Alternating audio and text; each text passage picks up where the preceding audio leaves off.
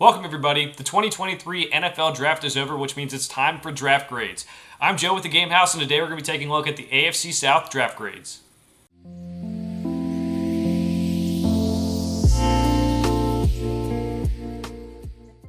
All right, as mentioned, the AFC South is up next in our draft grade series for the Game House. We'll be going through every division and every team, giving grades to all of them. Let's start the AFC South off with the Houston Texans. They were a team that surprised a lot of people because they were at pick number 2. They took C.J. Stroud. They moved up to number 3, and they got Will Anderson. And, I give them an A. A lot of it's based off of these two picks because there weren't many blue-chip prospects in this draft class. Everyone had talked about how it was kind of a weaker draft class overall. But they got two guys. First of all, they got one of the 3 blue-chip prospects, Will Anderson. Will Anderson, Jalen Carter, Bijan Robinson, 3 blue chips. And then you get one of the top 2 quarterbacks, and these were very solid quarterbacks between C.J. Stroud and Bryce Young. Bryce Young was off the board. They got C.J. Stroud. C.J. Stroud was my number 1 quarterback. They gave up a lot to go move up, but this is a team who has been bad for kind of a while now, and they kind of needed to get some good players. They got 2 good ones with their first 2 picks. They moved up from 12 to help get Will Anderson at 3. That really helps. Juice Scruggs is a solid player out of Penn State. Went a lot earlier than I would have thought, but he's still a very solid player to help that interior offensive line. Nathaniel Dell, the good route runner out of Houston, who had a good Senior Bowl as well. I think he's going to fit in the slot for Houston and be pretty good for them.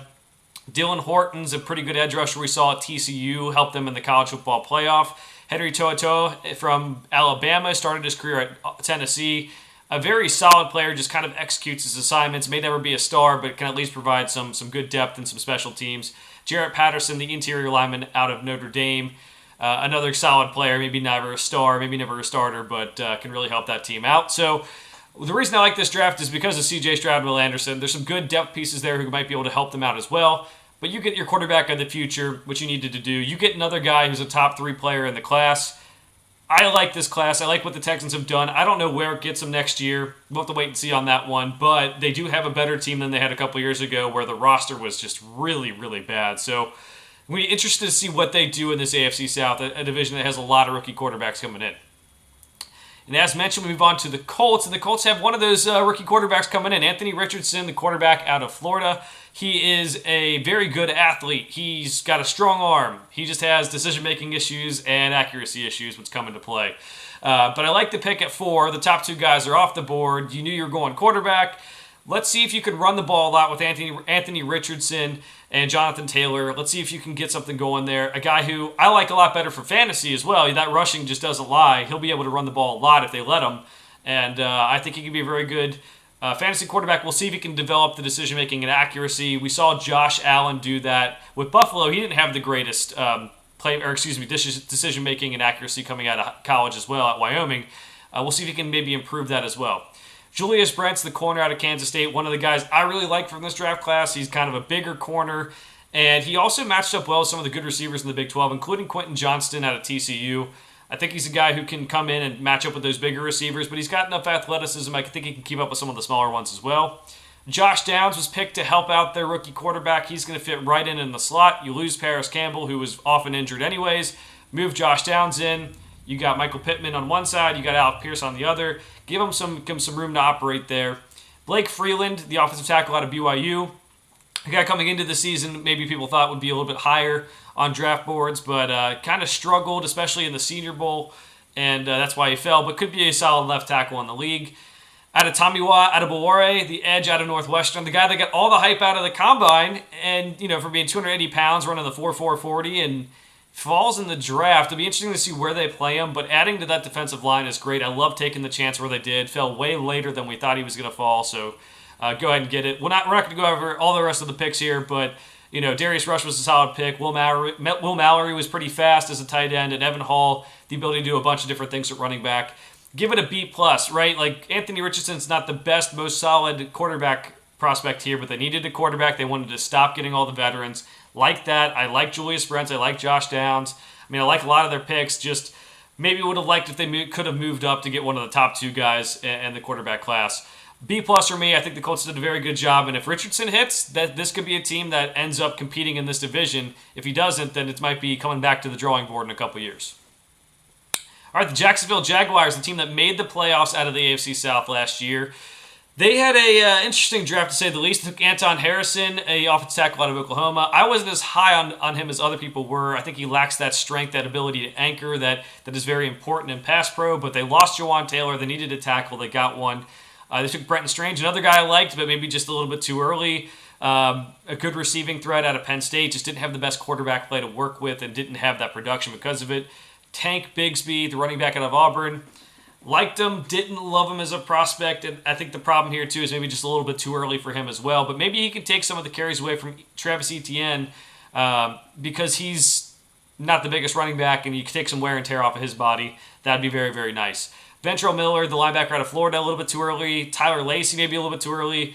Just going over some of the other notable picks here. Parker Washington, the wide receiver out of Penn State, I thought was a solid pick. So there's some good, there's some bad here. I think C+ is fair for them. I think Anton Harrison could be pretty good.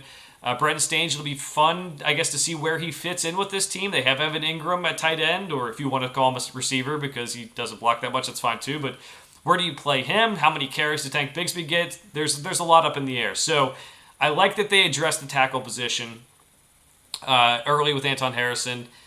His play will highly determine whether this was a good draft for them or not.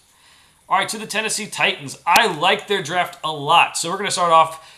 Mike Vrabel wanted to get some offensive linemen here, and I think he did pretty well in that regard. Peter Skoronski, the offensive tackle out of Northwestern. Does he play tackle? Does he play guard? Doesn't matter. He'll be successful at either, and you can shuffle that line around to how you see fit. You lost Taylor Lewan last year, so if you want him to play left tackle, he can do that. If you want to move someone else there, that's fine. But a very good offensive lineman who I think a lot of people agree, like the floor for him is a very, very good guard. The ceiling is a very good tackle, and if you can take anything in between there, that is a good deal. So that's very good for him. Will Levis fell to the second round. They were able to go up and get him. This is good for them because Ryan Tannehill's been there for a couple of years. I think they've probably gotten the most they can out of him, so I don't really see that going well. They kind of gave up on Malik Willis last year, too. I mean, they signed Josh Dobbs for the playoffs and the stretch at the end. That didn't go great, so if they're already willing to sign veterans instead of playing Malik Willis, they're probably giving up on him. Will Levis, though, was projected to go in the first round, possibly a top 4 pick, ends up falling. There's a reason. There's reasons being explained as like maybe he tanked the interviews and such. I think he's very much like Anthony Richardson in some of his strengths. He doesn't have the same strong arm that Anthony Richardson does, but he has a strong arm. He doesn't have the same athleticism, but he is pretty athletic.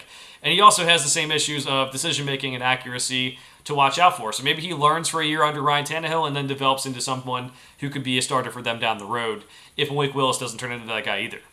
Ty J. Spears running back to take over that backfield behind Derrick Henry. They drafted Hassan Haskins last year, but they looked for more, I think, playmaking potential behind Derrick Henry. Ty J. Spears can make people miss in the open field, and a very good receiver. Josh Wiley, the tight end out of Cincinnati, solid player. Nothing more, nothing less there. Jalen Duncan, the offensive tackle out of Maryland. A lot of people thought he would go higher too, so really addressed that offensive line. And Colton Dow, the wide receiver. Overall, love the draft class for the Titans. I think they did pretty well given their draft capital, getting some things they needed. And let's see if they can get that offense to be more efficient next year with the selection of some offensive linemen. And possibly if Will Levis gets into the lineup as well. But they will always be a threat to win the AFC South under Mike Vrabel, at least the way things are currently constructed. Give the ball to Derrick Henry. Let Peter Skoronski block for him. Should be fun to watch here.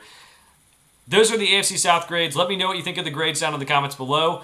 We're going to keep on going with these divisional divisional grades for all these NFL draft teams, and we will see how we do going forward. For now, thanks for watching. We'll see you guys next time.